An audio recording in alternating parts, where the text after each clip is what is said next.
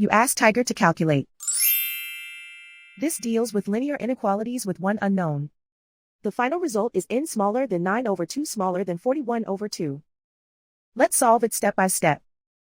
Isolate the n. Divide both sides by 12.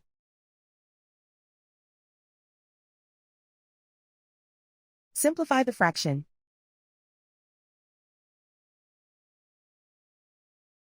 Find the greatest common factor of the numerator and denominator.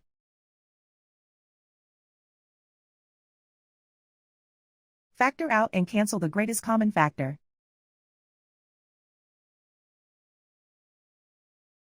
Plot the solution on a coordinate grid.